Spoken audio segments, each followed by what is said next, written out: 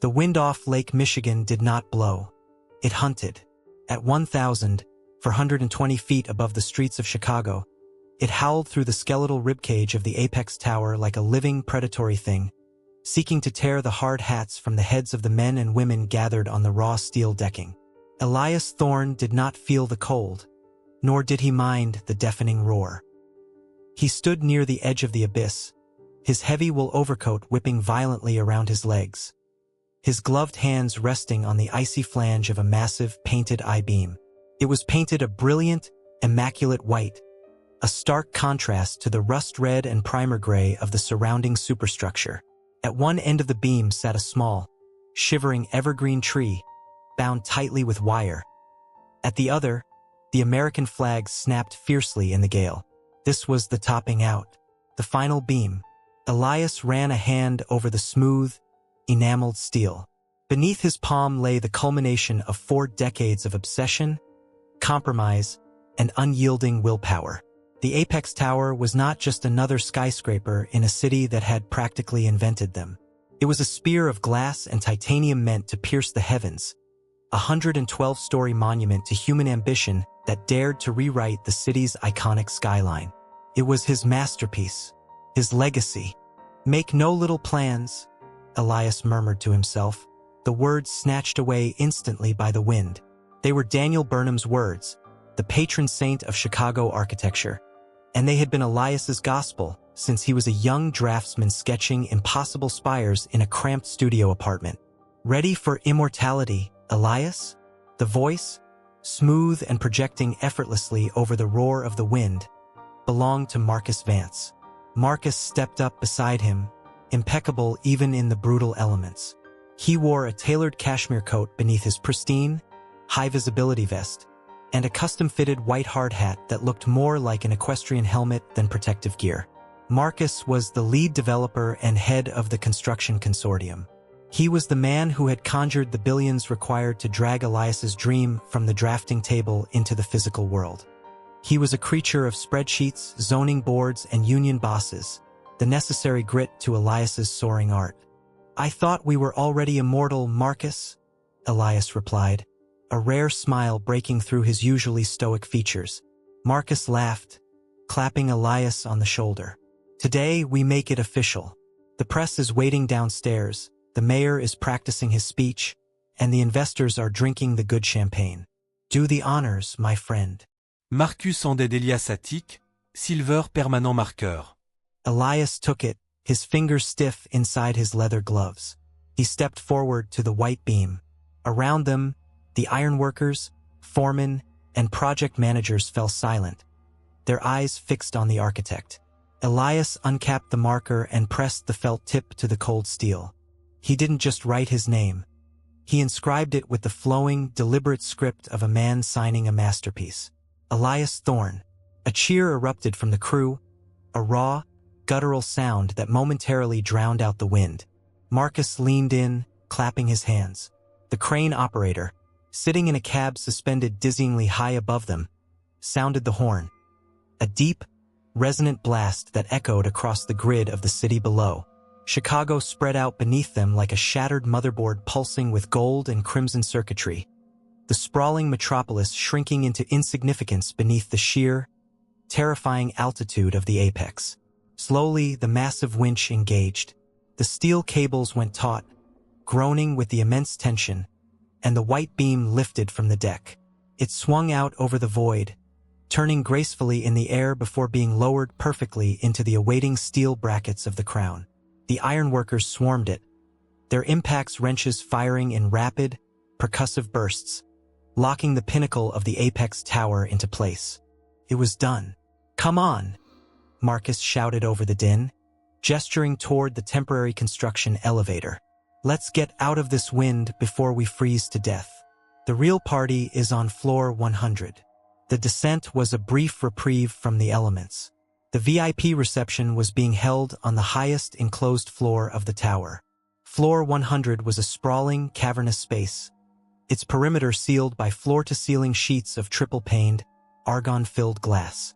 Industrial space heaters blasted warm air into the room, battling the chill radiating from the bare concrete floor. The space had been dressed up for the occasion. Long tables covered in crisp white linens held towers of shrimp, caviar, and flutes of Dom Perignon.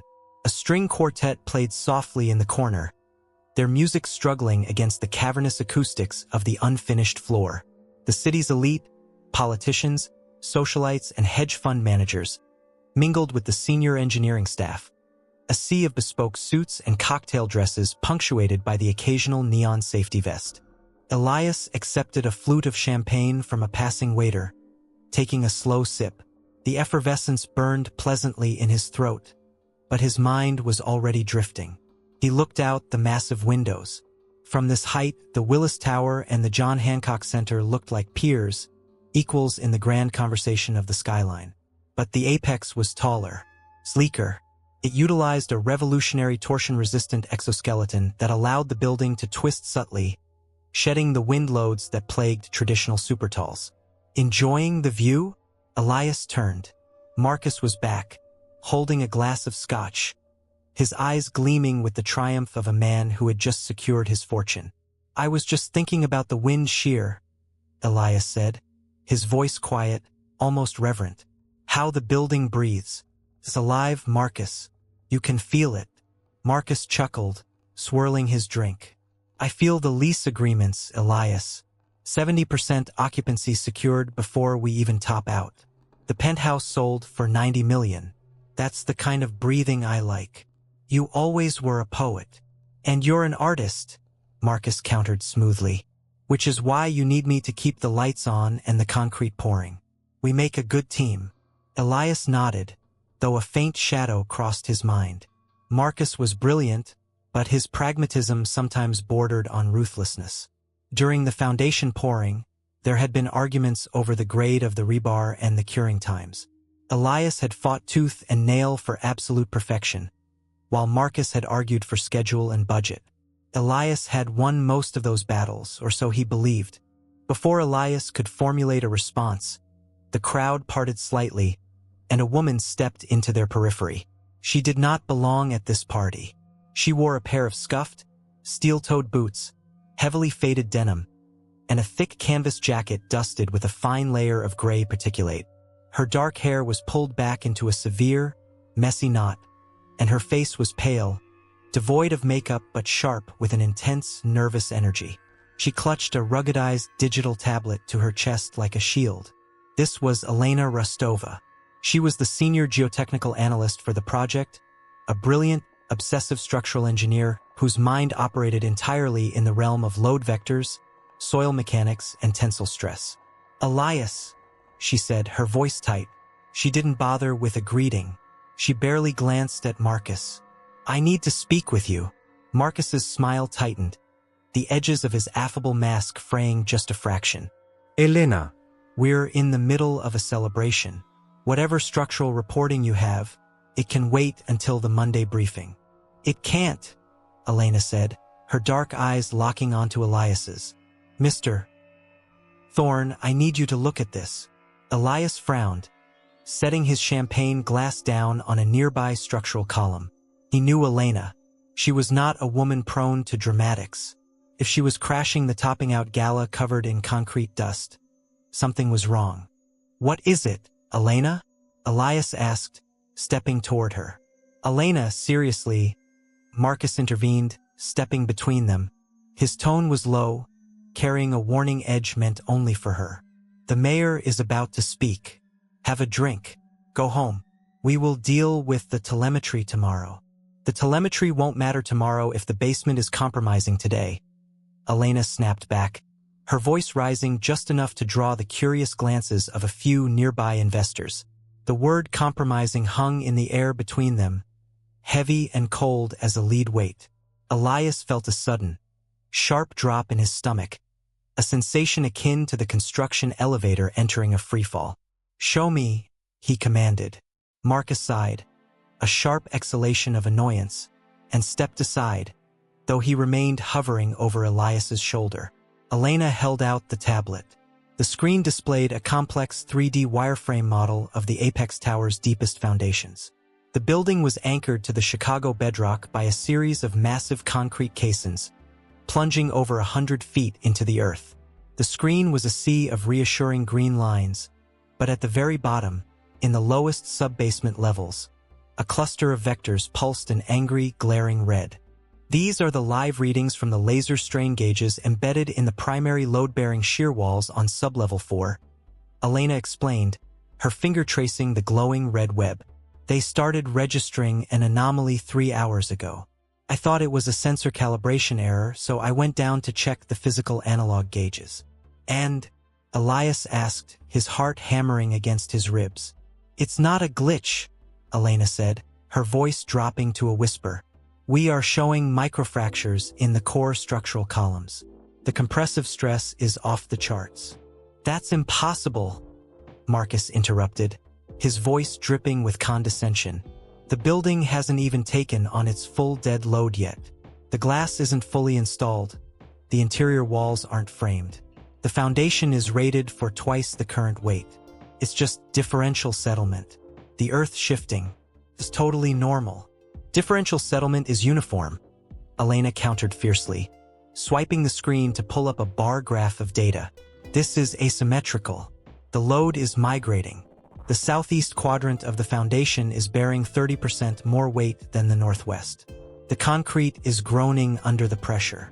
It's like the building is trying to lean into a void. Elias stared at the screen, his mind racing through the calculus of the foundation. The apex tower weighed hundreds of thousands of tons. If the foundation was compromised, if the load wasn't transferring properly into the bedrock, a void, Elias repeated softly. We drilled those caissons into solid Niagaran limestone. There are no voids. The earth says otherwise, Elena said. Or the concrete does.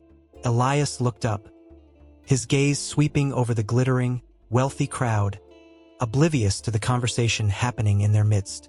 They were drinking to a triumph that, according to the small glowing screen in Elena's hands, was currently tearing itself apart at the roots. I want to see it, Elias said. Elias, you can't be serious, Marcus hissed, grabbing Elias by the arm. The grip was shockingly tight. You are the guest of honor. You cannot leave this room right now. If the press sees you rushing down to the basement with the geotech, they'll smell blood. The stock of the consortium will tank before the market opens on Monday. Elias looked down at Marcus's hand, then up into the developer's eyes. Behind the smooth, manicured exterior, Elias saw a flash of genuine panic. It wasn't just the annoyance of a disrupted party. It was fear. Let go of my arm, Marcus, Elias said softly. Marcus hesitated, then slowly released his grip, raising his hands in a gesture of surrender. Fine, but I'm coming with you.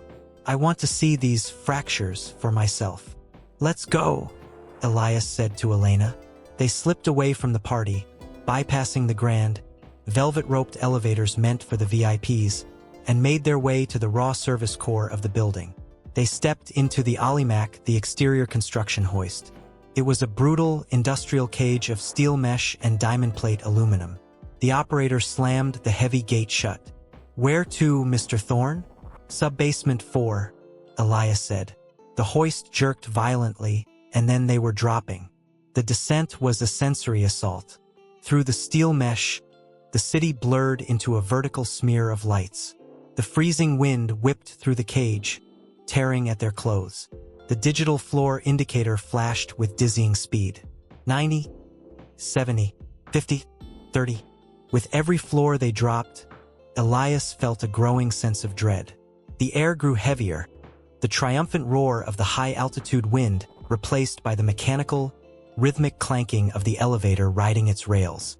They plunged past the lobby level, leaving the city lights behind, and descended into the subterranean depths of the apex. -1, -2, -3. The hoist ground to a violently jarring halt at sublevel 4. The operator opened the gate, and the three of them stepped out into the damp, echoing gloom. The contrast to the 100th floor was absolute. Here there was no champagne, no string quartet, no sweeping views. There was only the oppressive weight of 1,000,000 tons of concrete and steel pressing down from above.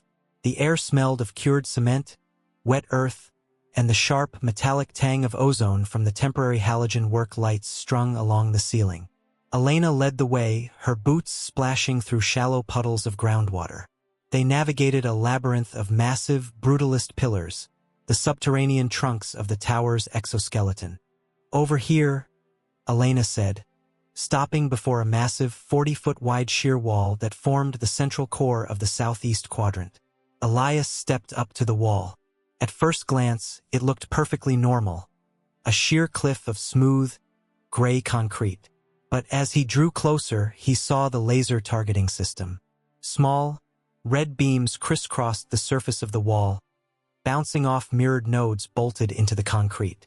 "Look at the nodes," Elena whispered, shining a high-powered flashlight onto the wall. Elias squinted. The beam of the flashlight illuminated a hairline shadow running diagonally across the face of the concrete. It was a crack. It was barely a millimeter wide, but it stretched for over 10 feet.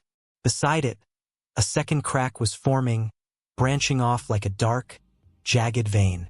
"Curing variance," Marcus said immediately, his voice echoing too loudly in the subterranean cavern. "It's superficial. A thermal crack from the concrete cooling too fast. It happens all the time."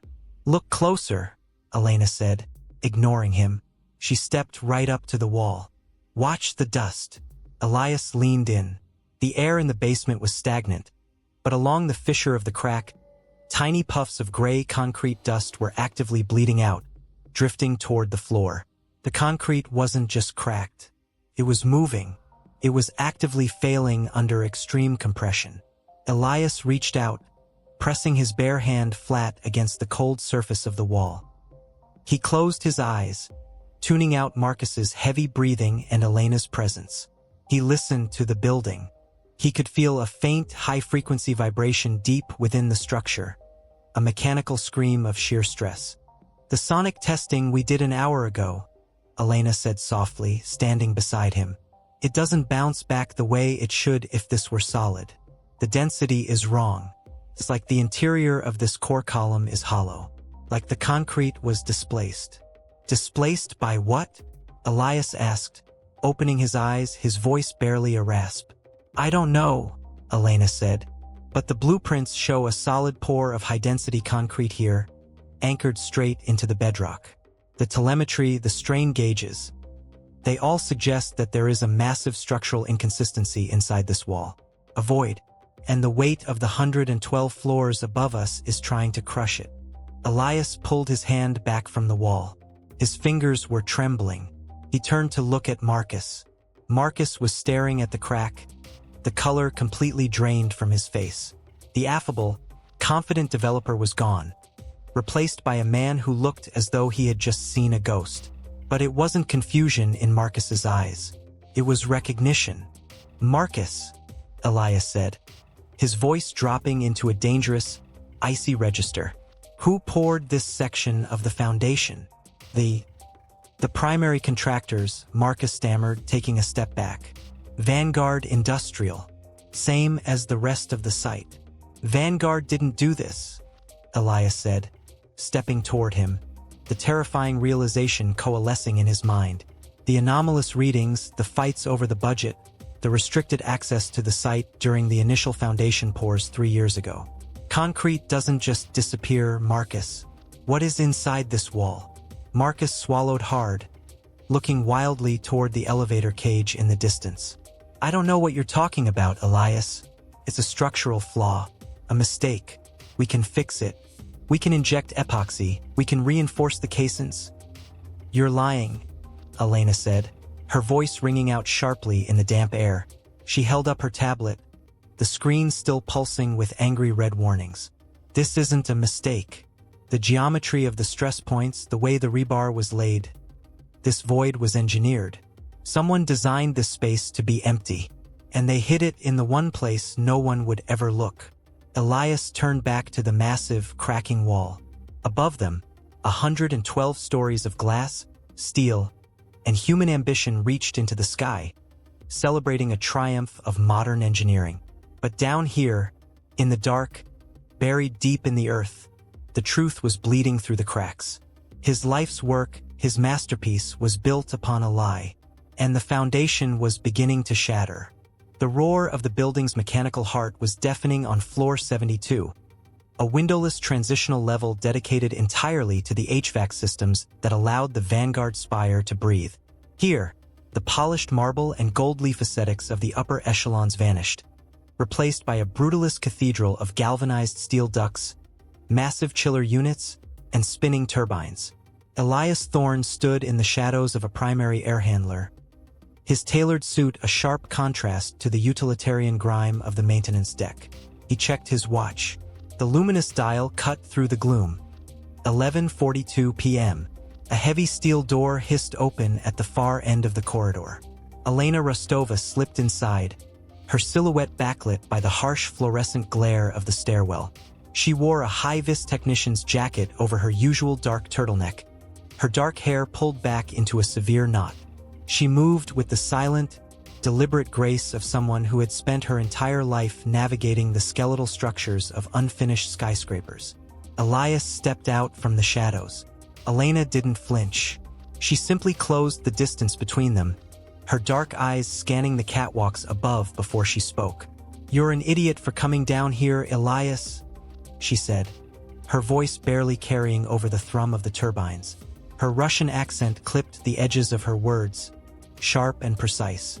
"Vance has increased the patrols. Aegis Security has men on every level below Subbasement 3. They are sweeping with thermal." "I had to see you in person," Elias replied, leaning closer. "The encrypted channels aren't safe anymore. Not after what you sent me this morning." Elena's jaw tightened. She reached into the pocket of her jacket and withdrew a small, matte black keycard, slapping it against Elias's chest. He caught it, feeling the cold, rigid plastic. "I ghosted this from the chief engineer's ledger," she said, her tone dropping to a conspiratorial whisper. "It has level 9 clearance. It will get you past the maglocks on sublevel 6, but it won't hide you from the cameras, and it certainly won't make you invisible to the guards." Elias looked at the card, turning it over in his hand. "The telemetry data you forwarded to my personal server. Tell me it was a glitch, Elena.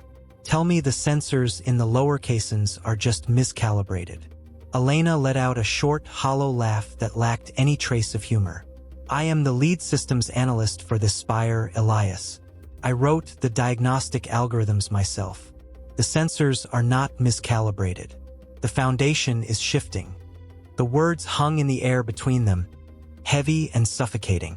A chill that had nothing to do with the air conditioning crept up Elias's spine. The Vanguard spire was 140 stories of cutting-edge architectural triumph. It was the crown jewel of Marcus Vance's real estate empire, a beacon of modern engineering. And Elias was the chief architect. He knew every load-bearing wall, every tensile steel cable, every cubic yard of concrete poured into its massive footprint. "That's impossible," Elias murmured, more to himself than to her. The bedrock surveys were pristine. The slurry walls were reinforced with titanium-laced rebar. It was designed to withstand a magnitude 8 earthquake. "Can't be shifting." "It is," Elena insisted, her eyes locking onto his. "The microfracture monitors on the eastern quadrant went dark 3 weeks ago. Vance told the board it was a routine software failure. But I bypassed the firewall yesterday. The monitors didn't fail, Elias. They were manually deactivated from the main server. Someone blindfolded the building." Elias felt a cold knot tighten in his stomach. Marcus Vance was a man who operated entirely on the principles of optics and profit margins. To Vance, a building was not a living, breathing structure. It was a spreadsheet rendered in glass and steel. He had pushed the construction schedule at a breakneck pace, ignoring weather delays, overriding union strike threats, and demanding the grand opening be held on the winter solstice to satisfy a PR gimmick. "Sub-level 6, Elias said, his voice hardening with sudden resolve. "The excavation zone." "It was sealed off 2 months prematurely," Elena confirmed.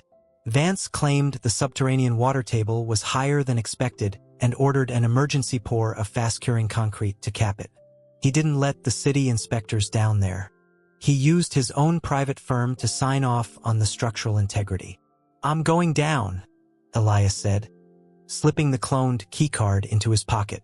Elena grabbed his forearm, her grip surprisingly strong. "Listen to me. If Aegis catches you in the restricted zone, they won't just fire you. Vance plays for keeps.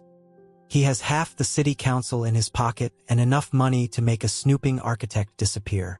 "This is my building, Elena," Elias said quietly, gently prying her fingers from his arm. "My name is on the cornerstone. If those foundations fail, 100,000 tons of steel will come down on the financial district. I won't let Vance bury a catastrophe under a rug of wet concrete." Elena studied his face for a long moment, searching for any sign of hesitation. Finding none, she stepped back and gave a curt nod. "Take the service elevator in the North Core. It bypasses the lobby. May God be with you, Elias, because the security team certainly won't be." The descent was an exercise in sensory deprivation. The North Core service elevator was a raw steel cage, devoid of the mahogany paneling and soft jazz that graced the passenger cabs. As the elevator plummeted, the numbers on the digital display above the door flashed in rapid succession. 40, 25, 10, lobby, B1. With every floor he passed beneath street level, the temperature dropped. The air grew thick, smelling of alkaline dust, damp earth, and the metallic tang of ozone. The smooth hum of the upper tower gave way to the deep, visceral groans of a structure under immense pressure. The Vanguard spire was settling, its astronomical weight pressing down into the bedrock of the island. B4, B5, B6. The elevator jolted to a halt with a harsh metallic clang.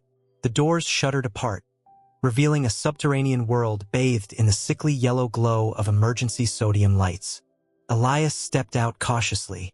His leather dress shoes crunched softly against a thin layer of concrete dust. This level was supposed to be a secondary parking garage for VIP residents, but it looked like a war zone. Massive concrete pillars, thick as ancient sequoias, lined the cavernous space. Pallets of unused cinder blocks, coiled lengths of heavy-gauge electrical wire, and discarded scaffolding lay scattered in the shadows. It was utterly silent, save for the rhythmic, echoing drip of water somewhere in the distance. Elias hugged the shadows, moving with deliberate, agonizing slowness. He kept his eyes locked on the ceiling, mapping out the red blinking lights of the CCTV cameras. Elena had warned him that the keycard couldn't blind the cameras, but as the chief architect, Elias knew the blind spots. He had designed the conduit layouts. He knew precisely where the camera arcs failed to overlap. He moved in a zigzag pattern, pressing his back against the rough concrete of a pillar as a pair of sweeping headlights cut through the gloom. He held his breath. A motorized golf cart, modified with heavy-duty tires and bearing the gold shield of Aegis security, rolled slowly down the central aisle. 2 guards in tactical gear sat inside, a heavy spotlight mounted to the roll bar sweeping the darkness. Elias pressed himself tighter against the pillar, the rough edge of exposed rebar digging through his suit jacket. He closed his eyes, controlling his breathing, willing his heart to slow its frantic hammering. The cart rolled past, the low hum of its electric motor fading into the cavernous expanse. He waited another full minute before exhaling. Stepping out of his hiding place, he hurried toward the eastern quadrant. The air here was heavier, saturated with moisture. The temperature had plummeted near freezing. As Elias approached the end of the vast underground hall, he saw it, a massive floor-to-ceiling barricade of reinforced steel mesh and heavy blast doors. A yellow sign, bolted to the center of the door, read, "Restricted Area. Structural capping in progress. Authorized personnel only." Next to the door was a biometric scanner and a maglock terminal. Elias withdrew Elena's cloned card. His hand trembled slightly as he swiped it through the reader. The terminal beeped a sharp, angry red flash. Access denied. Elias cursed under his breath. He swiped it again, slower this time. Red flash. Access denied. "Come on, Elena," he muttered, wiping a bead of cold sweat from his brow. He looked back over his shoulder. The darkness remained still, but he knew the patrol would loop back eventually. He examined the card, then the reader. He rubbed the magnetic strip against his sleeve to clear away the concrete dust, held his breath, and swiped it a third time, applying steady pressure. The light flickered green. A heavy, pneumatic clack echoed through the corridor as the locking mechanism disengaged. Elias grabbed the heavy iron handle and pulled. The door groaned on its hinges, resisting him, before swinging open just enough for him to slip through. He pulled it shut behind him, plunging himself into absolute darkness. He reached into his pocket and pulled out a high-lumen tactical flashlight, clicking it on. The beam sliced through the blackness, revealing the true nightmare of Marcus Vance's ambition. Elias stood on a narrow steel catwalk suspended over the primary excavation pit. This was the lowest point of the Vanguard spire, the foundational anchor that tied the colossal skyscraper to the earth. It was supposed to be a pristine, sealed vault of impenetrable concrete. Instead, it was a bleeding wound. The flashlight beam danced across the massive eastern slurry wall, a towering expanse of concrete designed to hold back the immense hydrostatic pressure of the surrounding water table. Elias's breath hitched in his throat. The wall was fractured. A jagged, sprawling crack, thick as a man's arm, spiderwebbed its way up the center of the concrete face. It was not a hairline fracture. It was a structural fissure, and it wasn't dry. Dark, muddy groundwater was weeping steadily from the wound, pooling in a massive, stagnant lake at the bottom of the excavation pit. "My God!" Elias whispered, the sound swallowed by the vast, damp cavern. He hurried down the metal stairs of the catwalk, his footsteps ringing out in the silence. He had to get closer. He had to see the extent of the damage. As he reached the floor of the pit, his shoes splashed into an inch of freezing, muddy water. The smell of rot and oxidized iron was overpowering. He approached the wall, running a trembling, bare hand over the cold, wet concrete. The edges of the fissure were crumbling. The steel rebar inside, exposed to the subterranean moisture, was already blooming with rust. The structural integrity was catastrophically compromised. Suddenly, a low, resonant boom echoed through the chamber, followed by a terrifying grinding noise. The floor beneath Elias's feet vibrated violently. The building was shifting again, thousands of tons of dead load, pressing down on a fractured foundation. It was only a matter of time before the slurry wall gave way entirely, flooding the sub-basements and undermining the core columns. The Vanguard spire would collapse, taking out a 4-block radius of downtown Manhattan with it. Elias swept his flashlight away from the wall, scanning the edges of the pit. He needed evidence. He needed the raw data that proved Vance knew about this. Tucked away in the corner of the cavern, sitting on elevated cinder blocks to keep it out of the rising water, was a dilapidated foreman's trailer. It looked like it had been hastily abandoned.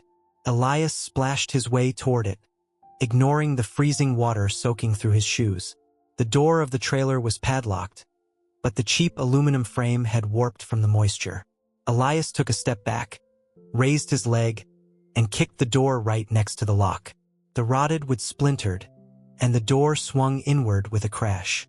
He stepped inside, his flashlight cutting through the thick layer of dust that coated every surface. The trailer was a mess of discarded blueprints, empty coffee cups, and rolled-up schematics. But sitting on a rusted metal desk in the center of the room was a stack of heavy, black binders. Elias moved to the desk, holstering his flashlight under his arm so he could use both hands. He flipped open the top binder.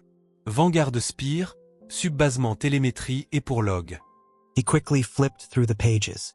The early entries were standard. But as he reached the dates corresponding to 2 months ago, the neat handwriting of the site foreman gave way to frantic, red-inked annotations. November 12th, hydrostatic pressure exceeding design parameters. Slurry wall showing stress fractures. November 15th, water ingress detected. Recommended immediate halt of vertical construction. Attempting to reach M. Vance. November 18th, catastrophic failure in eastern quadrant foundation wall. Fissure spans 40 feet. Evacuated lower level. Recommended emergency structural reinforcement and city inspection. Elias turned the page. Stapled to the next sheet was an official corporate memorandum, printed on the heavy, cream-colored letterhead of Vance Enterprises. Elias read the typewritten words, his blood running cold. From Marcus Vance, CEO. To Site Foreman Reynolds. Subject: Project Timeline and Sublevel 6 Incident. The grand opening will proceed on the winter solstice as scheduled. A delay will cost the firm $40 million in penalties and lost investor confidence.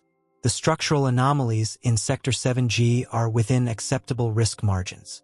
You are hereby ordered to withdraw all personnel from Sublevel 6, cap the ventilation, and seal the blast doors. Do not inform the city inspector. Do not log the fissure on the master server.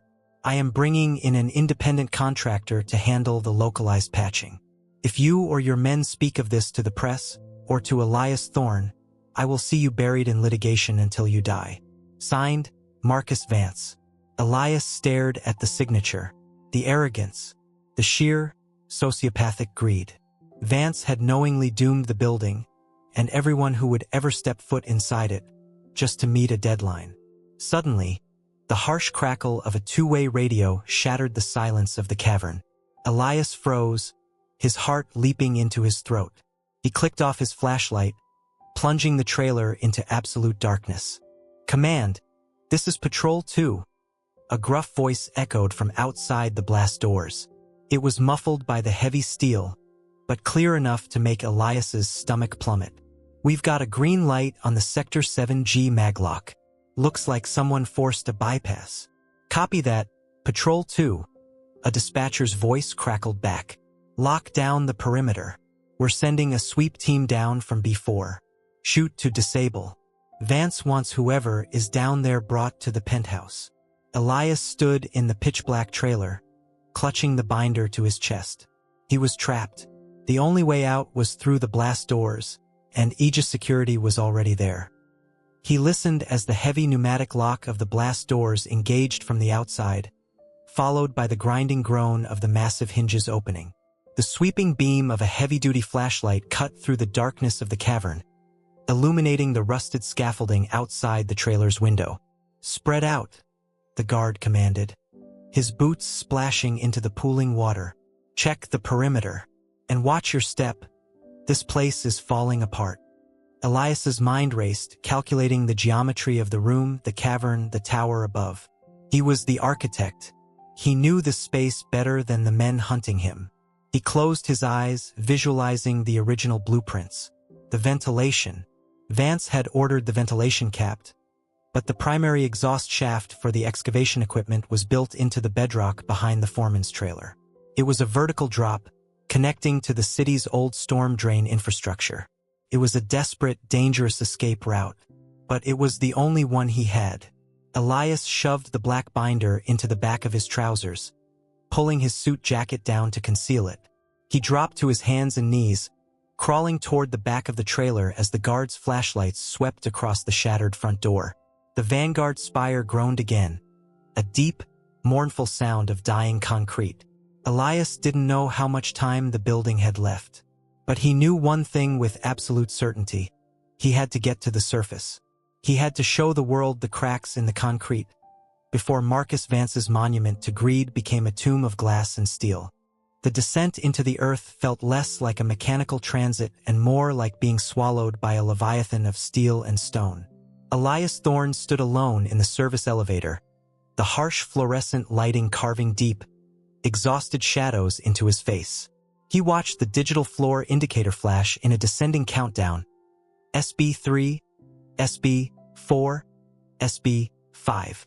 With every subterranean level they bypassed, the ambient temperature dropped, and the air grew heavier, thick with the metallic tang of ozone and the damp, chalky scent of curing concrete. At his feet sat a battered, weather-resistant Pelican case. It was nondescript by design, the kind of luggage a high-end photographer or a specialized surveyor might carry. Inside rested a piece of equipment that had cost Elena Rostova nearly every favor she had left in the underground logistics network. A military-grade, ultra-wideband ground-penetrating radar unit. "Comms check, Elias," A voice whispered in his right ear, the audio crisp but threaded with a faint static hum. Elena's accent, a subtle, sharp remnant of her upbringing in St. Petersburg, cut through the oppressive silence of the elevator shaft. Elias reached up, pressing 2 fingers to the microscopic earpiece. "I hear you, Elena. I'm passing subbasement 5. Has the camera loop held?" The security feeds for subbasement 6 have been looping the same 42 seconds of empty hallway for the last 10 minutes. Elena replied, her tone brisk, professional, yet carrying an undercurrent of tight wire tension. "But Marcus Vance's private security detail does rounds off the books. They don't trust the cameras any more than I do. You have a 30-minute window before the midnight patrol sweeps the foundation levels. Get in, find what the bastard is hiding, and get out." "Understood." The elevator shuddered to a halt. The doors parted with a sluggish, pneumatic hiss, revealing the cavernous expanse of subbasement 6. This was the absolute lowest point of the pinnacle, Marcus Vance's crown jewel, a 100-story needle of glass and vanity piercing the Manhattan skyline. Up in the penthouse, billionaires and oligarchs were currently clinking crystal flutes of champagne, celebrating the architectural marvel of the decade. But down here, surrounded by the raw, monolithic piers of the foundation, the glamour evaporated into an industrial wasteland of shadows and silence. Elias grabbed the heavy handle of the Pelican case and stepped out. His boots echoed against the sealed epoxy floor. He paused, letting his eyes adjust to the dim, auxiliary lighting. The structural pillars here were massive, each one as wide as a city bus, plunging deep into the Manhattan schist to anchor the impossible weight of the tower above. But Elias wasn't here to admire his own engineering. He was here because of the cracks. The hairline fractures he had discovered in the primary load-bearing shear wall on subbasement 4 shouldn't have existed. They were stress indicators that spoke of a foundation settling unevenly, of anomalous voids in the concrete pores that Marcus Vance had personally signed off on. Vance had restricted Elias's access, waving away the concerns with a charismatic smile and veiled threats. "The pinnacle is a monument to perfection, Elias," Vance had told him, swirling an amber glass of scotch. "Don't let your obsessive perfectionism conjure ghosts in my concrete." Vance was hiding something. The midnight concrete pours, the undocumented labor crews that vanished before sunrise, the restricted zones on the original blueprints. It all pointed down here, to the lowest point. Elias navigated the labyrinth of HVAC ducting and water mains, moving swiftly until he reached the eastern perimeter wall. It was a massive, featureless expanse of gray concrete, supposedly the final barrier between the building's footprint and the solid bedrock of the island. But according to the shadow ledgers Elena had decrypted, 300 cubic yards of concrete had been diverted here. Elias dropped the Pelican case and flipped the latches. "I'm at the eastern perimeter," Elias whispered, assembling the GPR unit. It looked like a sleek, oversized lawnmower crossed with a futuristic metal detector, featuring a ruggedized tablet mounted to the handle. "Copy that," Elena said, booting the analysis software on my end. "I'm tapped into your feed. Let's see what Mr. Vance buried." Elias powered on the unit. The tablet flared to life, casting a pale blue glow over his intense, angular features. He pressed the antenna array flat against the rough surface of the concrete wall and began his first sweep, moving from left to right in a slow, agonizingly deliberate motion. The GPR sent pulses of high-frequency electromagnetic waves deep into the wall, waiting for the echoes to bounce back from the interfaces of different materials. On the tablet, a cross-sectional radargram began to paint a picture of the invisible interior. At first, there was only the expected. The dense, bright hyperbolic reflections of the rebar grid, evenly spaced and structurally sound. "Looks normal so far," Elias muttered, dragging the unit further down the wall. "Standard reinforcement. Density is consistent." "Keep going," Elena urged. Vance didn't rewrite the security protocols for a perfectly poured wall. Elias took a step back, adjusted the frequency to penetrate deeper, and began a second sweep, this time targeting the lower half of the wall, near the juncture where it met the floor slab. Suddenly, the uniform wave patterns on the tablet violently distorted. The neat, parabolic arches of the rebar reflections abruptly vanished, replaced by a chaotic, jagged return signal. The color-coded density map shifted from the solid red of high-density concrete to a sprawling, irregular pool of deep blue and black. Elias's breath hitched. "Elena, are you seeing this?" In her distant control room, Elena inhaled sharply. "I see it. The signal attenuation is massive." "Elias, that's not solid rock.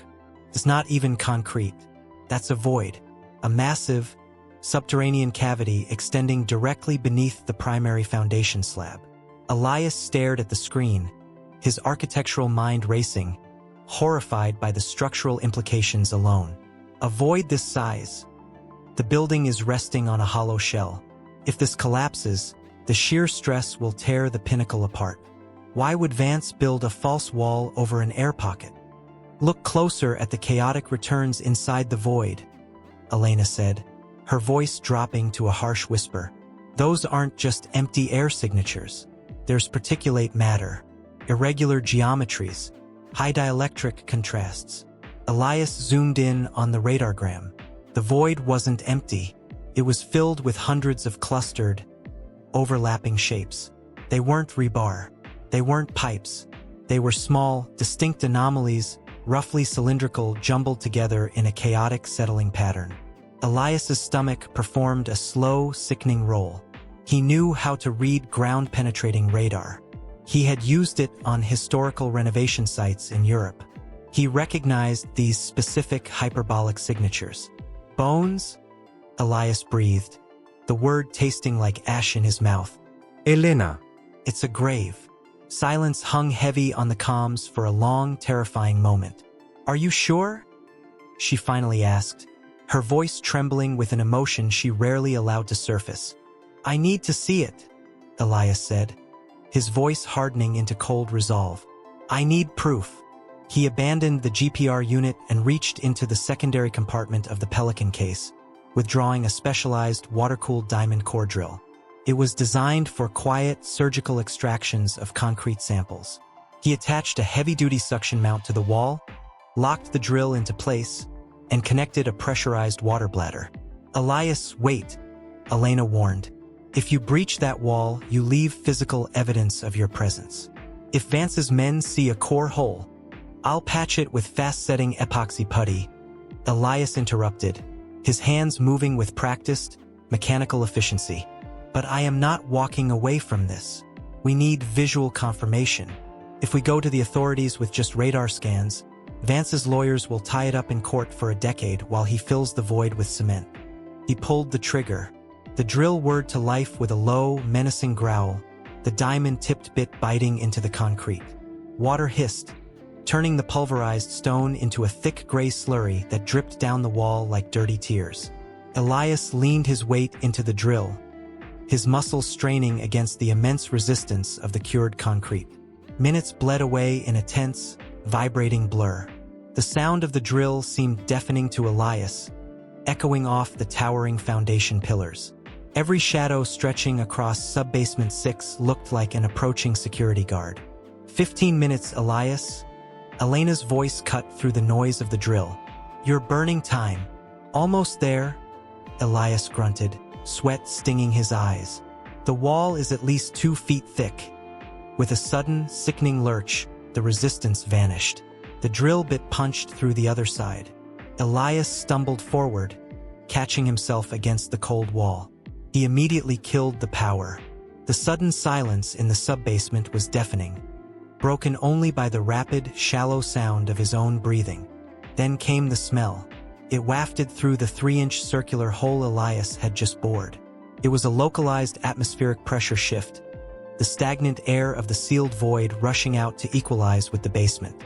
Elias gagged, violently pulling his shirt up over his nose. It was an odor of profound, concentrated putrefaction, heavily masked by the chemical burn of industrial quicklime, but still unmistakably organic. It was the smell of damp earth, stagnant water, and rotting marrow. It was the smell of a tomb. "Elias, your heart rate just spiked on the monitor. Talk to me." "I'm through," Elias choked out, his eyes watering. "God." The smell. He unclipped a flexible, fiber-optic inspection camera from his belt. His hands, usually so steady when drafting blueprints or calibrating lasers, were shaking. He fed the illuminated snake lens into the dark, weeping hole in the concrete, watching the small LCD screen attached to the grip. The camera pushed past the jagged edges of the concrete core, slipping into the pitch-black void beyond. Elias turned up the LED brightness on the camera tip to maximum. The screen flared with harsh white light, illuminating a nightmare. Elias stopped breathing. He stared at the small screen, his mind violently rejecting the visual data it was receiving, even as his eyes confirmed it. Beyond the false wall lay a massive, excavated cavern that the blueprints claimed was solid Manhattan bedrock. But the bedrock had been hollowed out. In its place was a sprawling, horrific landscape of human remains. Dozens, no hundreds, of bodies were piled in a chaotic, undulating sea of rot and fabric. They were covered in a dusting of white quicklime, intended to speed decomposition and mask the stench. But the damp subterranean environment had turned the lime into a grotesque paste. Elias panned the camera. The harsh LED light caught the dull gleam of a dirt-caked skull, its jaw locked in a silent, eternal scream. Beside it lay the crushed ribcage of another victim, wearing the tattered remains of a neon-orange high-visibility construction vest. Elena. Elias whispered, a tear of pure horror tracking through the concrete dust on his cheek. The missing, undocumented crews, the ones who dug the foundation, they never left the site. What are you seeing? Elena demanded, her voice tight with rising panic. Elias, transmit the feed to my terminal. Elias hit the sync button on the camera grip. A moment later, he heard Elena gasp over the earpiece. It was a sharp, strangled sound. They're all here, Elena whispered. Elias continued to pan the camera, feeling a cold, paralyzing dread wash over him. But the horror wasn't just the sheer number of the dead.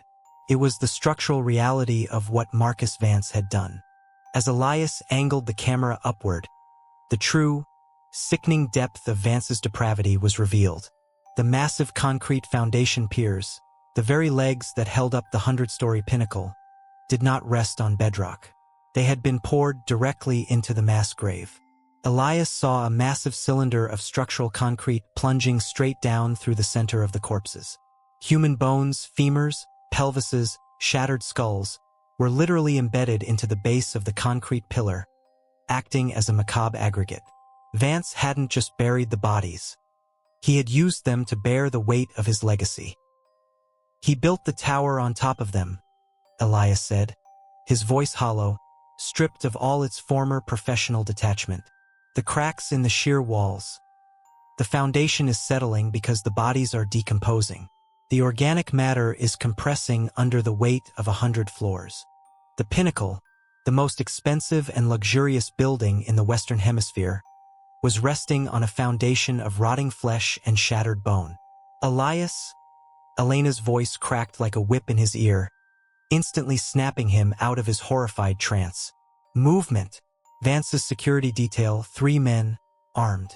They just stepped out of the freight elevator on Subbasement 5. They're taking the stairs down to 6.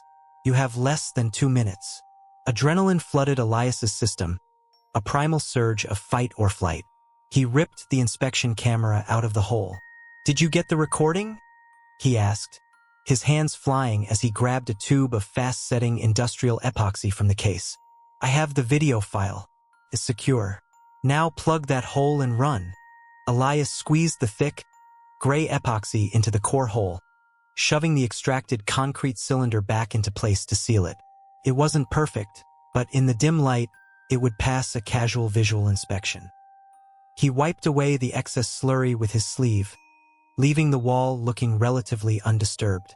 He threw the drill, the camera, and the GPR tablet back into the Pelican case, not bothering to organize the foam inserts, and slammed the latches shut. Heavy footsteps echoed from the northern stairwell, the metallic clack of tactical boots on concrete. They're on the floor, Elias. North corridor. Elias grabbed the case by the handle. He couldn't go back to the service elevator. He looked toward the southern utility access, a labyrinth of steam pipes and electrical conduits that led to the city's subway tunnels. Elena had mapped it as their emergency egress.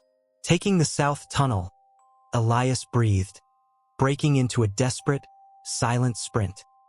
He rounded a massive, bus-sized foundation pillar just as the sweeping beam of a high-powered flashlight cut through the darkness where he had been standing seconds before.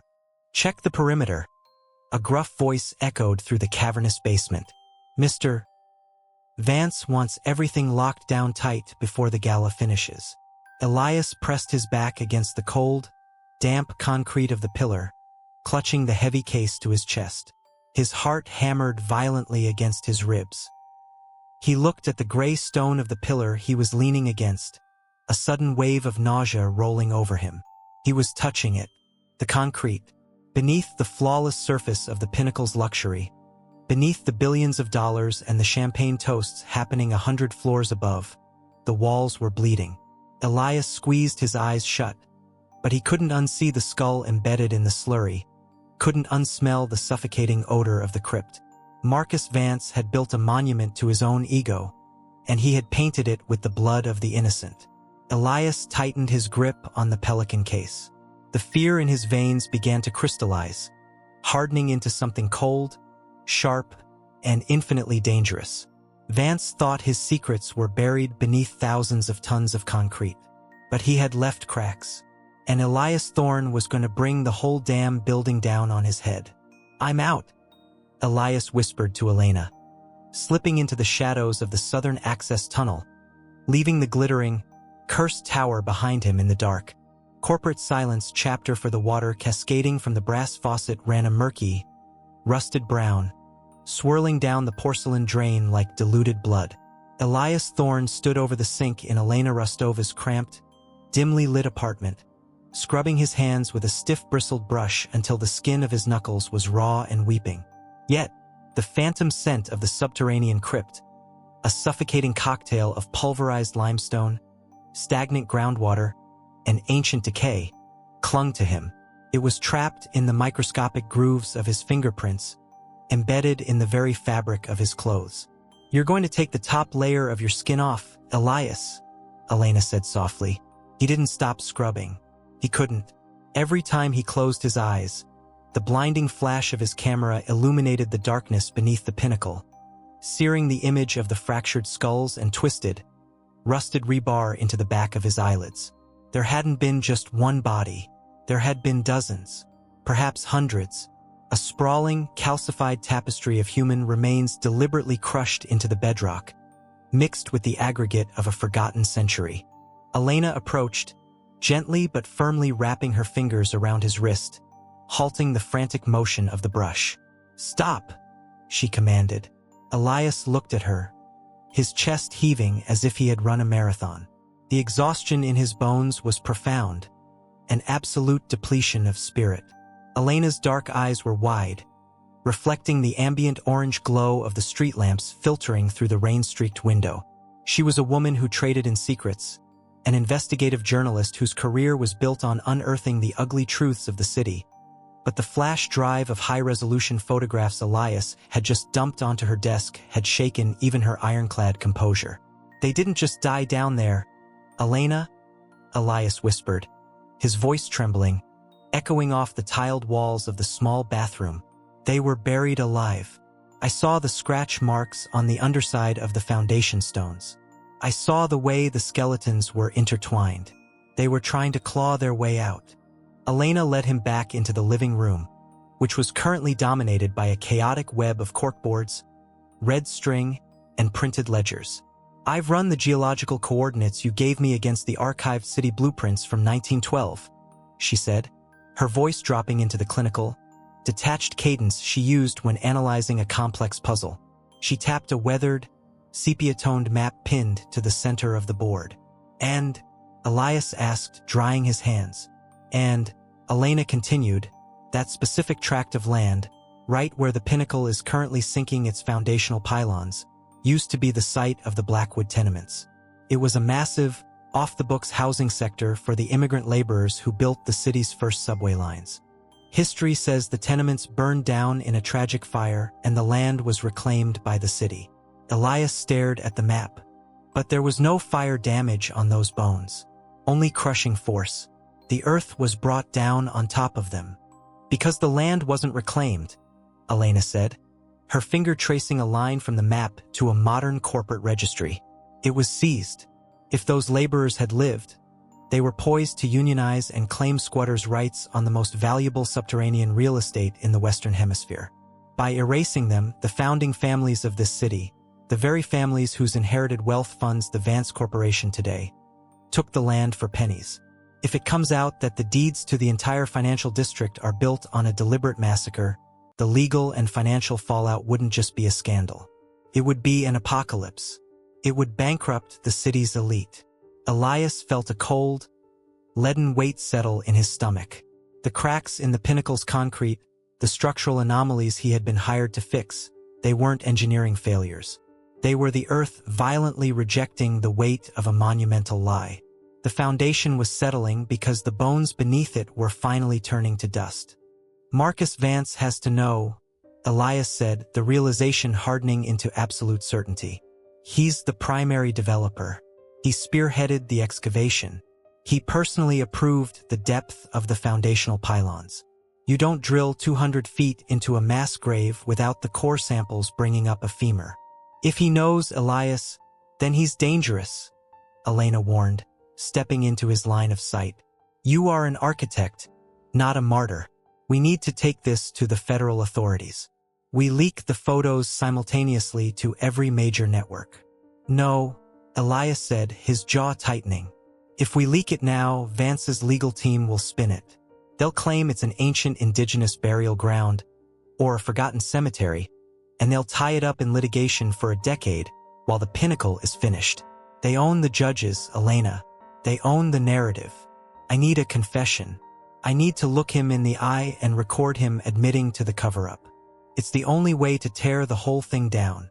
Before Elena could protest, Elias was already reaching for his damp trench coat. He slipped a miniaturized digital audio recorder into the breast pocket, his thumb lingering on the activation switch. Elias, don't do this, she pleaded, gripping his arm. The rain battered the window glass in a sudden, violent crescendo. Men like Marcus Vance do not confess. They eliminate. I built that tower, Elena, Elias replied, his voice a low, gravelly rasp. I poured my soul into its design. I will not let it stand as a tombstone for murdered men. The Vance Tower was a monolithic blade of obsidian glass and brushed steel that pierced the low-hanging storm clouds, a stark contrast to the gritty, flooded streets of the city below. Inside, the atmosphere was instantly sterilized. The lobby smelled of ozone, polished marble, and the subtle, expensive fragrance of power. It was a frictionless environment, entirely insulated from the consequences of the world outside. Elias bypassed the main reception, his high-level security clearance as the Pinnacle's lead structural engineer granting him access to the private, high-speed elevator reserved for executives. As the cab launched upward, the sheer acceleration pressing him into the floor, Elias felt his pulse thrumming in his throat. He checked the recorder in his pocket. The tiny red light was solid. The doors parted with a soft, melodic chime at the 80th floor. The penthouse suite was less an office and more a modern art gallery suspended in the sky. Floor-to-ceiling windows offered a panoramic, God's-eye view of the metropolis. Lightning spiderwebbed across the bruised purple sky, illuminating the skeletal, unfinished frame of the Pinnacle a few miles away. Marcus Vance stood by the glass, holding a crystal tumbler of amber liquid. He was a man composed entirely of sharp angles, a razor-thin jawline, perfectly tailored charcoal suit, and eyes the color of winter ice. He did not turn around as Elias stepped onto the plush, sound-dampening carpet. The storm is getting worse, Elias, Vance said, his voice a rich, resonant baritone that commanded the massive room. The meteorologists say it's a 100-year weather event. I find that term fascinating. It implies the Earth has a memory. The Earth remembers everything, Marcus, Elias said, stepping further into the room, leaving faint, damp footprints on the immaculate rug, especially what you try to bury in it. Vance turned slowly, the ice in his glass clinking with a sharp, crystalline sound. He took in Elias's disheveled appearance. The soaked coat, the pale, drawn face, the dirt still stubbornly caking the cuticles of his fingers. Vance's expression did not register surprise, nor anger. It registered a mild, clinical disappointment. "You went down to sublevel 4, Vance stated. "It was not a question." "I went past sublevel 4, Elias corrected, reaching into his soaked coat and pulling out a thick manila envelope. He tossed it onto Vance's sprawling mahogany desk. The wet paper slapped loudly against the wood. "I went down to the bedrock, to the void space your excavation crews conveniently failed to map."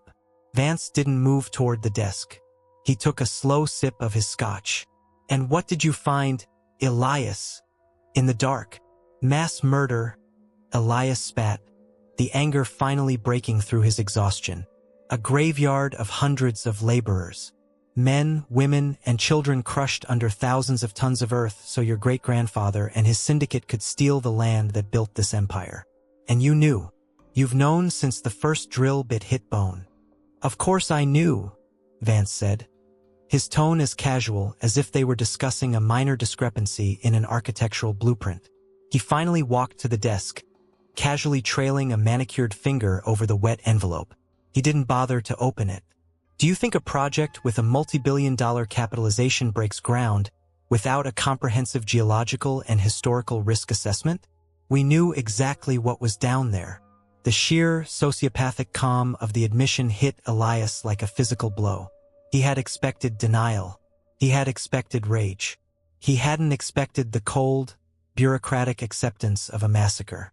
"You poured concrete over human remains." Elias's voice rose, vibrating with outrage. "You engineered a cover-up on a catastrophic scale. The foundational settling, the cracks in the lower load-bearing walls. It's because the mass grave is creating a subsurface sinkhole. The pinnacle is structurally compromised because of your arrogance. The pinnacle is structurally compromised because you haven't engineered a sufficient weight distribution matrix." Elias. Vance shot back, his eyes narrowing slightly, a flicker of a predator showing its teeth. "That is your job. I pay you to build. I do not pay you to dig up the past. The past is going to bring that building down," Elias yelled. "And when it falls, I won't be the one taking the blame. I'm going to the press, Marcus. I have the photos. I have the soil samples. I have historical documentation proving the land seizure. By tomorrow morning, the world will know that the Vance Corporation is built on a foundation of corpses." Silence descended upon the cavernous office, thick and suffocating, broken only by the muted, distant rumble of thunder outside the reinforced glass. Vance set his glass down on the desk. He unbuttoned his suit jacket and leaned forward, resting his knuckles on the polished wood. When he spoke, the volume of his voice had dropped, but the intensity was absolute, radiating a chilling, lethal gravity. "Let me explain the reality of the world to you, Elias, because you seem to be operating under the delusion that morality has any bearing on architecture." Vance began, his eyes locking onto Elias's with a mesmerizing, reptilian stillness. "If you expose that grave, you do not just bankrupt the Vance Corporation. You nullify the land deeds of the entire financial district. You implicate the ancestors of the mayor, the governor, and 3 federal judges. You trigger a cascade of reparations and federal asset seizures that would obliterate the economy of the city. Millions of jobs gone. Pensions evaporated. The resulting chaos would destroy far more lives than those forgotten laborers who died a century ago. That is a rationalization for a war crime," Elias whispered, his blood running cold.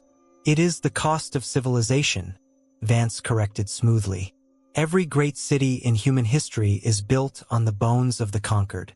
Literally and metaphorically, we pave over the weak so that the strong can walk. You think you are a hero, Elias? You are a man holding a match in a room full of dynamite, convinced that the explosion will somehow bring justice. The truth is a luxury this city cannot afford." Vance walked slowly around the desk, closing the distance between them until he was mere inches from Elias. The smell of the billionaire's cologne, sandalwood and expensive citrus, was overpowering, masking the faint scent of ozone. "Now," Vance said softly, his voice a silken blade, "let us talk about what happens if you walk out of this office and decide to play the martyr. You have a beautiful family, Elias. Clara is a wonderful woman. She teaches second grade at St. Jude's, doesn't she? Takes the Blue Line train every morning at 7:15. And little Maya, 7 years old, plays the cello, has a recital next Thursday at the conservatory." Elias's heart stopped. A profound, paralyzing terror seized his lungs. He instinctively lunged forward, grabbing Vance by the lapels of his immaculate suit. "If you touch them," Vance didn't flinch. He didn't even raise his hands to defend himself. He simply stared at Elias with dead, hollow eyes. "If I touch them, what, Elias? You'll kill me? You can't even stomach a 100-year-old grave. You are not a killer, but I employ men who are. Men who can make a gas leak look like an accident. Men who can ensure a brake line fails on a rain-slicked highway. Men who can make a child simply disappear into the machinery of the city." Elias's grip on Vance's lapels loosened. The fight drained out of him, replaced by a cold, suffocating dread. The scale of the conspiracy, the sheer, unassailable power of the man standing before him, crushed down on him like the tons of earth pressing upon the Blackwood tenements. Vance gently brushed Elias's hands away and smoothed his suit jacket. "You are going to take your little audio recorder out of your pocket, Elias?" Vance said, his voice returning to its calm, conversational cadence. "You are going to place it on my desk. Then you are going to go back to your drafting table. You are going to design a reinforced concrete caisson system that bridges the structural anomalies in sublevel 4. You are going to ensure the pinnacle stands strong for 1,000 years. You are going to maintain total, absolute corporate silence." Elias stood frozen, his mind screaming, his soul fracturing under the weight of the ultimatum. He thought of the crushed skulls in the dark. He thought of Maya's bright, innocent laugh. He felt the digital recorder burning a hole against his chest. "Do we have an understanding, Mr. Thorne?" Vance asked, turning his back on Elias to look out the window once more. The lightning flashed, catching Vance's reflection in the glass. A phantom superimposed over the sprawling, weeping city. With trembling hands, Elias reached into his pocket. He pulled out the digital recorder, the red light still glowing steadily in the gloom. He stared at it for a long, agonizing moment, the silence of the office pressing against his eardrums. Slowly, deliberately, Elias placed the device on the mahogany desk. "Good," Vance murmured, not looking back. "Get to work." Elias turned and walked toward the elevator, his footsteps heavy, echoing in the vast, empty space. He had entered the tower as an architect, a man dedicated to truth in structure. He stepped into the elevator cab a captive, entirely entombed in the very foundation of deceit he had sought to destroy. As the doors slid shut, sealing him away from the penthouse, Elias closed his eyes, and all he could see was the darkness of the grave, waiting patiently for them all. The concrete was always wet in the dreams. It seeped from the walls in thick, viscous rivulets, smelling of limestone, sulfur, and copper. Elias Thorne stood in the subterranean cavern beneath the Vanguard Tower, the beam of his flashlight cutting through the suffocating dark, illuminating the foundation of the greatest architectural achievement of his career. But the foundation wasn't made of steel and rebar. It was made of bone. Dozens of hands, skeletal, pale, wrapped in the rotting tatters of century-old garments, reached out from the slurry. Their mouths were open in silent, screaming O's, their hollow eye sockets fixed on him as the wet, gray sludge poured over them, entombing them in the dark. Above the cacophony of his own panicked breathing, Elias could hear the slow, rhythmic dripping of the concrete, burying the atrocity forever. Then one of the skeletal hands broke free of the aggregate, its bony fingers wrapping like iron around Elias's ankle, pulling him down into the crushing, breathless earth. Elias shot up in bed, a strangled gasp tearing from his throat. He was drenched in cold sweat, the silk sheets of his penthouse apartment tangled around his legs like a shroud. The digital clock on the mahogany nightstand glared a harsh, crimson 3:14 a.m. His chest heaving as he scrubbed his trembling hands over his face, pressing the heels of his palms into his eyes until bursts of phosphenes flashed behind his eyelids. "Just a dream," he whispered to the empty room. "It's just a dream." But the lie tasted like ash on his tongue. The bodies weren't a dream. The deep penetrating radar scans he had taken 3 weeks ago were real. The anomaly beneath the central caissons of the Vanguard Tower, a mass grave of forgotten laborers, an entire subterranean slum deliberately collapsed and paved over by the original developers a century ago, was real. And the modern, polished cover-up orchestrated by the Vanguard Corporation was real. Elias swung his legs over the edge of the bed, the hardwood floor cool against his bare feet. He walked to the floor-to-ceiling windows that overlooked the glittering skyline of the city. He used to look out at this view and see a canvas, a grid of endless possibilities where his genius could leave a permanent, soaring mark. Now, he only saw a sprawling graveyard of secrets, every glass facade hiding a foundation of rot. His mind was a cantilever stretched far beyond its load-bearing capacity, the structural integrity of his sanity microfracturing under the sheer weight of the guilt. Every shadow in the apartment seemed to conceal an observer. Every click of the ice maker in the kitchen sounded like a wiretap engaging. His paranoia had metastasized, bleeding into every waking moment. He hadn't slept more than 2 consecutive hours in a fortnight. He had lost 10 pounds. His cheekbones jutted out beneath hollowed, dark-ringed eyes. He looked exactly like a man who knew too much and was waiting for the executioner's footfall. He couldn't live like this. The corporate silence was deafening, a thick, suffocating blanket thrown over the truth. Marcus Vance had made it abundantly clear. The Vanguard Tower would open on schedule. The past was the past, and a few dozen pulverized skeletons were just the cost of progress. To speak out was to invite professional ruin or worse. Elias walked into his study and turned on the dim desk lamp.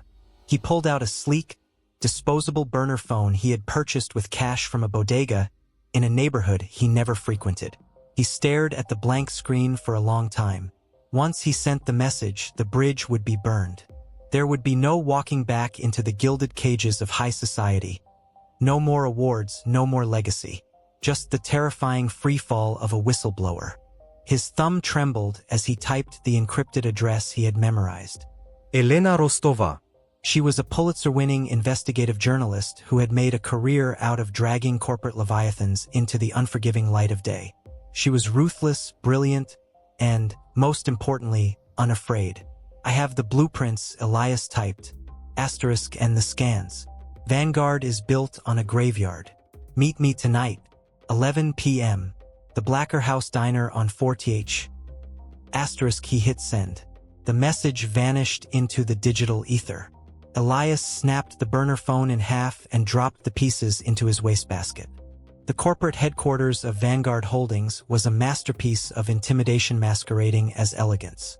Sleek lines of chrome and glass, vaulted atriums flooded with natural light, and imported Italian marble floors that echoed with the click of expensive shoes. Elias walked through the lobby at 9 a.m., his leather briefcase feeling like a lead weight in his hand. He kept his head down, nodding perfunctorily to colleagues whose faces blurred together. He needed to access the secure archives on the 42nd floor. The radar scans were already backed up on an encrypted flash drive in his pocket, but he needed the original, hand-drafted vellum blueprints from the project's inception. They contained the surveyor notes, the initial structural anomalies that Vanguard had forced him to erase from the digital CAD files. Without the physical vellums, Vanguard's lawyers could claim the digital scans were fabricated. As Elias stepped out of the elevator onto the executive floor, a voice slicker than oil stopped him in his tracks. "Elias, you're in early." Elias turned slowly. Marcus Vance stood by the glass walls of the boardroom, sipping an espresso.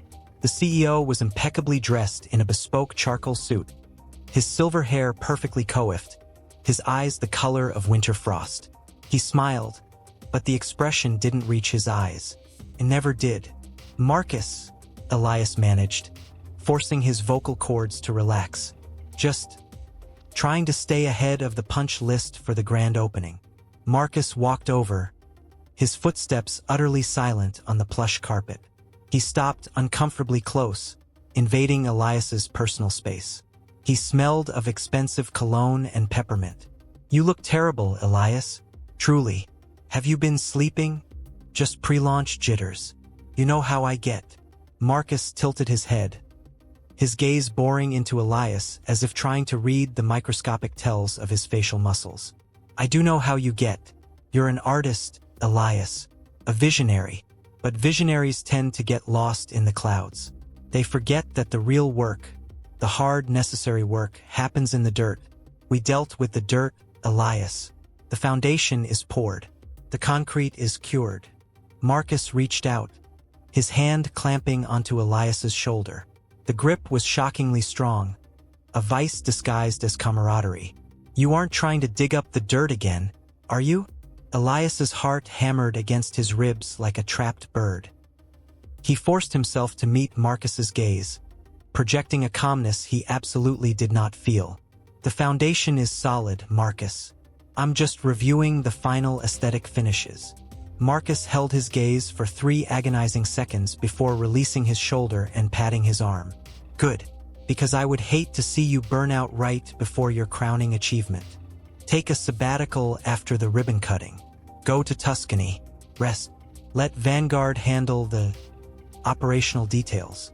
"Tuscany sounds nice," Elias lied. "See that you get there," Marcus said softly, turning away. "Have a productive day, Elias." Elias waited until Marcus disappeared into the boardroom before exhaling a breath he felt he'd been holding for a week. The threat was unveiled. Fall in line or disappear. He hurried to the secure archives. The biometric scanner glowed green at his thumbprint. They hadn't revoked his clearance yet. The room was climate-controlled, smelling of dry paper and ozone. Elias moved quickly to the oversized flat files. He yanked open drawer 114, his fingers flying over the labeled tabs until he found the thick, rolled tube marked Vanguard, Preliminary Site Survey, Confidential. He slid the heavy vellum sheets out, his eyes scanning the intricate line work he had drawn over a year ago. There, in the margins, were his handwritten notes regarding the low-density pockets in the bedrock. The very pockets Vanguard had ordered him to ignore, which he later discovered were the hollowed-out subterranean caverns filled with the remains of the forgotten. He carefully rolled the blueprints, sliding them into a rigid, unassuming black art tube. He slung the strap over his shoulder, the weight of the truth pressing against his spine. He walked out of the archives, his eyes darting toward the security cameras tucked into the corners of the ceiling. Their little red lights seemed to pulse like predatory eyes. "Keep walking. Don't run. Just walk." He left the building at 1 p.m., claiming a site inspection to his secretary. As the revolving glass doors spat him out onto the bustling streets of Manhattan, the sky broke open. A torrential downpour began to wash the city in shades of gray. Elias welcomed the rain. It obscured faces, muted sounds, and gave him a reason to pull his trench coat collar high up around his neck. He spent the next 10 hours in a state of hypervigilant motion. He rode the subway to Queens, switched trains, took a taxi to Brooklyn, and finally walked across the bridge back into Manhattan. He checked reflections in shop windows, looking for the same face twice. The paranoia was exhausting, a physical weight dragging at his limbs, but it kept him sharp. By the time 10:45 p.m. rolled around, he was soaked to the bone, shivering, and standing in the shadowed alley across from the Blacker House Diner. The diner was a relic of a bygone era, a chrome-plated railcar tucked beneath the rusted iron trestles of the elevated train tracks. Neon lights buzzed and flickered in the rain, casting blood-red reflections across the slick asphalt. Inside, only a few patrons huddled over cups of bad coffee. Elias crossed the street, the water pooling in his expensive leather shoes. He pushed open the heavy glass door, the bell above chiming with a dull, melancholic tone. The air inside was thick with the smell of frying grease, stale tobacco, and wet wool. He spotted her immediately. Elena Rostova sat in the furthest booth in the back, shrouded in the dim light of a flickering overhead bulb.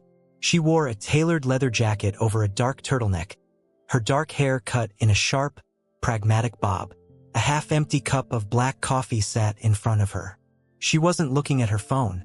She was watching the door, her eyes, sharp and assessing as a hawk's, locked onto Elias the moment he entered. Elias walked over, sliding into the cracked vinyl booth opposite her. He placed the black art tube on the table between them. Elena didn't offer a greeting. She simply looked at his haggard face, the trembling of his hands, and the water dripping from his coat. "You look like a man who is being hunted, Mr. Thorne." "I might be," Elias said, his voice raspy. "Did anyone follow you?" "I lose tales for a living," Elena said coolly, taking a sip of her coffee. "You're the one I'm worried about. You're an architect, not a spy, and Vanguard has more resources than God. So, before we do this, I need to know, are you ready to burn your life to the ground?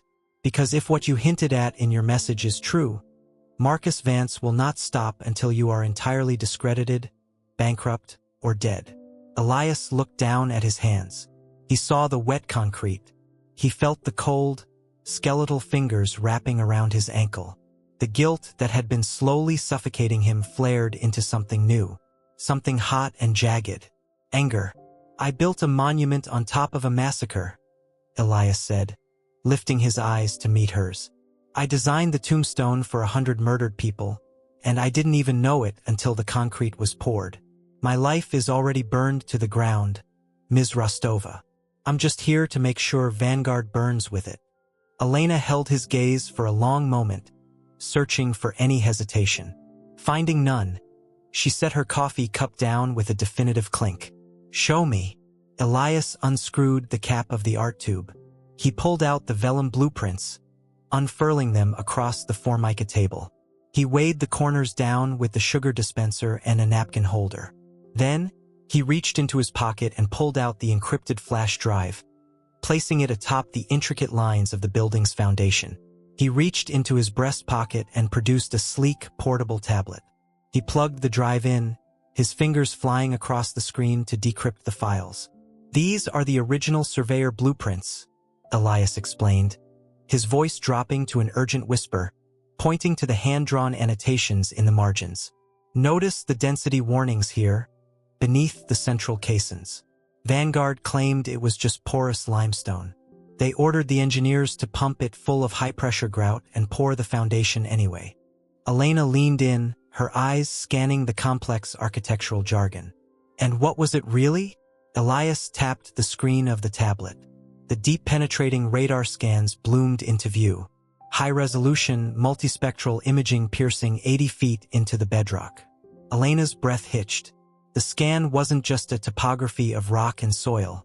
Amidst the strata of earth and the massive, load-bearing concrete pillars of the Vanguard Tower, there were distinct, undeniable anomalies. Ribcages, skulls, femurs. The skeletal remains were clustered in horrific, unnatural tangles, indicative of a sudden, catastrophic cave-in. Dozens of them, crushed together in the dark, their remains forever locked in the aggregate of the city's newest architectural marvel. "My God," Elena whispered, the cynical armor of the seasoned journalist cracking for just a moment. She reached out, her fingers hovering over the screen as if she could feel the bones through the glass. "How many?" "At least 80, Elias said, his voice hollow. "Historical records from 1912 show a subterranean shantytown built by the immigrant laborers who dug the subway tunnels. It was supposedly condemned and evacuated. But Vanguard's predecessors didn't evacuate it. They collapsed it to clear the way for the old transit hub, burying them alive. And Marcus Vance discovered it during the initial excavation for the tower. And he paved over it," Elena finished, her eyes flashing with a predatory journalistic fire. "He destroyed a crime scene, a mass grave. If he halted construction to allow an archaeological and forensic exhumation, the project would have been delayed for years. Vanguard would have bled billions in defaulted loans. So, he ordered the night crews to pour the concrete." Elias slumped back against the vinyl booth, the exhaustion finally pulling him down into the upholstery. The structural integrity of the tower relies on caissons anchored directly through their bones. Elena slowly looked up from the tablet, staring at Elias. The ambient noise of the diner, the clatter of plates, the hiss of the espresso machine, the thunder of the elevated train passing overhead, seemed to fade away, leaving only the heavy silence of the truth between them. "I have enough here to tear Vanguard apart," Elena said quietly, tapping the flash drive. "But the moment this goes live, they will come for you. They will claim you fabricated this because you were fired for mental instability. They'll try to silence you before you can testify." "I know," Elias said. He looked out the rain-streaked window of the diner. Across the street, a black sedan with tinted windows had just pulled to a stop beneath a broken streetlight. Its headlights cut through the torrential rain, illuminating the diner's facade. Elias felt a cold spike of adrenaline pierce his chest. The paranoia had stopped being a symptom of his guilt. It had become a survival instinct. "Elena," Elias said, not taking his eyes off the sedan. "How fast can you publish?" Elena followed his gaze. She saw the car, saw the two broad-shouldered silhouettes sitting motionless in the front seats. She seamlessly slipped the flash drive into her jacket pocket and began rolling up the blueprints with practiced efficiency. "Fast," she replied, her tone shifting to ice-cold professionalism. "But you can't go back to your apartment. You can't go anywhere you've ever been." "I'm not running," Elias said, standing up. The fear that had paralyzed him for weeks was suddenly gone, replaced by the grim, solid clarity of a man who had finally chosen his hill to die on. He had built his whole life on unstable foundations, hiding the flaws behind beautiful facades. "Not anymore. Go out the back," Elias instructed, buttoning his trench coat. "Through the kitchen. Publish the scans. Tell the world what's holding up the Vanguard Tower." Elena slung her bag over her shoulder, clutching the art tube. She looked at him, a rare expression of genuine respect softening her sharp features. "What are you going to do?" Elias stepped out from the booth, turning to face the front door as the doors of the black sedan slowly opened into the rain. "I'm going to distract them," Elias said. "Go." As Elena slipped into the shadows of the diner's kitchen, Elias walked toward the glass door, the bell chiming one last time as he stepped out into the pouring rain, ready to face the architects of his demise. $1 billion of glass and steel hummed beneath Elias Thorne's Italian leather shoes, but all he could feel was the phantom weight of the dead. The Apex Tower's grand ballroom, suspended 112 stories above the glittering grid of Manhattan, was a triumph of modern engineering. It was an architectural marvel of cantilevered terraces and seamless panoramic windows that offered a god's-eye view of the world below. Tonight, it was a cathedral of wealth, echoing with the soft, syncopated clinking of baccarat crystal and the low, melodic thrum of a string quartet playing a haunting rendition of Vivaldi. Elias stood near the sweeping expanse of the eastern window, a solitary figure amidst a sea of tailored tuxedos and designer silk. The reflection staring back at him in the reinforced glass belonged to a stranger. The man in the window had hollow, shadowed eyes and a jawline tight with an exhaustion that went far deeper than bone. He was the visionary, the genius, the architect of the decade. He was also a dead man walking. "Magnificent, isn't it?" The voice, smooth as aged bourbon and twice as intoxicating, slid over Elias's shoulder. Marcus Vance stepped into the reflection, his presence immediately dominating the localized atmosphere. The billionaire developer wore a bespoke midnight blue tuxedo that clung perfectly to his broad frame. His silver hair caught the ambient light of the thousands of LED fixtures Elias himself had painstakingly mapped out. Marcus smelled of expensive sandalwood cologne and the sharp, metallic tang of absolute power. "It is exactly what we designed it to be, Marcus," Elias said, his voice meticulously flat. He did not turn away from the glass. Marcus chuckled, a rich, baritone sound that had charmed boardrooms and city councils into submission for 3 decades. He stepped up beside Elias, holding 2 flutes of vintage champagne. He offered one. Elias looked at the bubbling golden liquid for a long moment before taking it, his fingers brushing the cold crystal. "You've been brooding all evening, Elias," Marcus noted, taking a sip and looking out over the city. "I know the last few months have been stressful. The design changes, the union disputes, the little hiccups in the foundation pouring." Marcus paused, letting the euphemism hang heavily in the air between them. Little hiccups. 5 undocumented workers, crushed and suffocated under thousands of tons of quicksetting concrete, because Marcus had ordered the subterranean retaining walls stripped of their vital steel rebar to cut costs. 5 men whose names Marcus didn't even know, paved over to meet a fiscal quarter's deadline. "But look at what we achieved," Marcus continued, his voice dropping to a conspiratorial, intimate register. "This is immortality, Elias. We built a monument that will outlast us all. You made the smart choice, the right choice. Sometimes progress requires a toll. You understand that now." Elias turned to face the man who had bought his soul, or at least the man who thought he had. Marcus's eyes were pools of dark, calculating warmth. He genuinely believed his own mythology.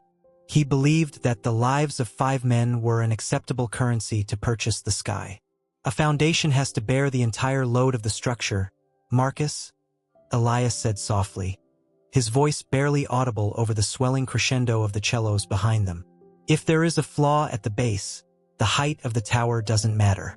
The higher you build, the more catastrophic the collapse." Marcus's smile tightened, just a fraction. The warmth in his eyes frosted over. "The foundation is solid, Elias. It was inspected. It was certified. The concrete is cured. The past is buried. I suggest you remember that when you give your speech tonight." He reached out, patting Elias on the shoulder with a heavy, proprietary hand. "Enjoy the party, my friend. Tonight we are gods." Marcus turned and merged back into the glittering crowd, immediately surrounded by a flock of sycophants and investors. Elias watched him go, feeling the physical imprint of the man's hand on his shoulder like a stain. Elias reached into the inner pocket of his tuxedo jacket and pulled out his encrypted smartphone. He checked the time. 8:56 p.m. For minutes, his thumb hovered over the screen, bringing up a secure messaging app. There was only one contact listed. Elena Rostova. The last message from her had arrived 20 minutes ago. * The package is loaded. Servers are primed. 9 heures du soirée. There is no turning back after this, Elias. Are you ready? * Elias typed his response with steady fingers. Burn it down, he slipped the phone back into his pocket. His heart, which had been racing for 3 straight days, suddenly settled into a slow, rhythmic, terrifying calm. The controlled demolition of his life was about to begin. He thought of Elena. He pictured the fierce, relentless investigative journalist sitting in her cramped, dimly lit Brooklyn apartment, the blue light of her monitors painting her face. He thought of the weeks they had spent in secret, Elias smuggling out encrypted flash drives containing the original architectural blueprints, the altered schematics, the suppressed geological surveys, and the illicit financial transfers Marcus had used to bribe the city inspectors. More importantly, Elias had given her his own sworn testimony, a signed affidavit detailing his initial discovery of the structural discrepancies, his confrontation with Marcus, and his subsequent, cowardly silence when Marcus had threatened to destroy his career and frame him for the entire collapse. Elias had been complicit. He had signed the revised forms. He had taken the money to look the other way, convincing himself that the structural integrity wouldn't be fatally compromised, willfully ignoring the human bodies mixed into the slurry. He could not bring Marcus Vance to justice without standing in the blast radius himself. 8:58 p.m. The music died down. A hush fell over the grand ballroom as the master of ceremonies, a recognizable late-night television host, stepped up to the crystal podium at the center of the room. The spotlight hit him, blinding and pure. Ladies and gentlemen, distinguished guests. The host's voice boomed through the state-of-the-art acoustic system, smooth and practiced. If I could have your attention, tonight we celebrate more than just a building. We celebrate a vision. We celebrate the indomitable spirit of New York City. Polite, enthusiastic applause rippled through the room. And to speak on that vision, It is my profound honor to introduce the man who saw the future and built it for us. The CEO of Vance Global Enterprises, Mr. Marcus Vance. The applause erupted into a roar. Marcus jogged up the steps to the stage with the practiced vitality of a man half his age. He shook the host's hand, smiled a billion-dollar smile, and adjusted the microphone. He looked out over the crowd, a king surveying his court. His eyes flicked to Elias, standing in the shadows by the glass, and he offered a microscopic, victorious nod. 9 p.m. It started with a single sound, a sharp, digital chime from the front row. A reporter from the Times, invited to cover the glamour of the evening, looked down at her phone. Then 3 more chimes, different tones, a buzz, a marimba, a synthetic bell. Marcus kept speaking.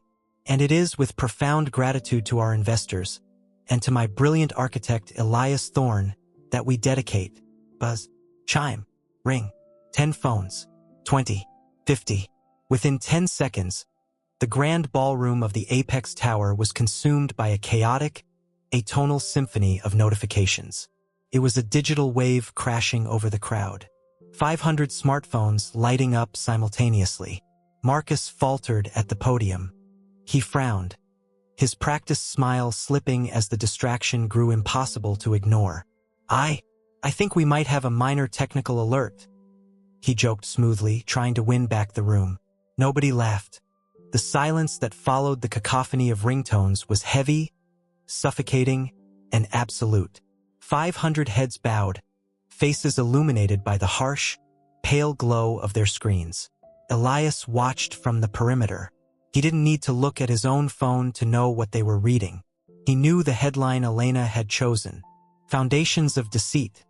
The mass grave beneath Manhattan's Apex Tower. Exclusive. Leaked blueprints and architect's confession reveal bribery, structural cover UPS, and the buried bodies of 5 workers in Vance Global's flagship project. A woman in a red silk dress near the front row gasped, her hand flying to her mouth. She looked up, her eyes wide with horror, staring directly at Marcus Vance. "What is this?" Someone muttered loudly. "Is this a joke?" Another voice hissed. The murmurs swelled, a rising tide of shock, revulsion, and predatory curiosity. The reporters in the room, dozens of them, brought here to write puff pieces about the gala, were suddenly transforming. The sheep were shedding their wool, revealing the wolves beneath. Cameras that had been focused on the opulent decor swung violently toward the stage. Marcus Vance, realizing he had lost the room, reached into his own pocket and pulled out his phone. Elias watched the billionaire's face. He watched the exact moment the invincible armor cracked. Marcus stared at the screen. The color drained from his face, leaving him looking like a wax mannequin. His eyes darted frantically across the text, absorbing the leaked emails, the photographs of the altered structural load documents, and the damning, undeniable quotes from Elias's affidavit. The flashbulbs began to pop, a blinding, strobing assault of white light. "Mr. Vance, is it true?" A reporter shouted, shattering the polite decorum of the gala. "Did you order the foundation poured over the bodies of your workers?" "Mr. Vance, the architect's affidavit says you bribed the city inspectors with offshore accounts. Can you comment?" "Marcus, are there bodies in the concrete?" Pandemonium erupted. The string quartet had long since stopped playing. Guests were backing away from the stage as if Marcus had suddenly become infectious. Investors were frantically dialing their lawyers, shouting over the din of the interrogating press. Marcus Vance looked up from his phone. He was trembling. The charming, composed titan of industry was gone, replaced by a cornered, feral animal. His eyes scanned the chaotic room, burning through the flashing lights and the shouting reporters, searching. He found Elias standing by the glass. Across the expanse of the ballroom, through the screaming crowd and the flashing strobes, the 2 men locked eyes. Marcus's face contorted into a mask of pure, unadulterated hatred. He pointed a shaking finger at Elias, his mouth opening in a roar of fury that was entirely drowned out by the noise of the mob. "Security!" Marcus screamed, his voice finally breaking through the din over the microphone. "Get him! Get him out of here!" But his private security detail was already faltering, unsure of whether to protect their boss or distance themselves from a man who was instantly becoming the most reviled criminal in the country. Elias did not move. He stood with his hands resting easily at his sides. His posture relaxed for the first time in a year. The crushing weight of his secret was gone. The truth was out in the open air, ugly and jagged and real. The heavy, soundproof doors of the grand ballroom suddenly burst open. The crowd parted violently as a dozen men and women in tactical gear and dark windbreakers pushed their way into the room.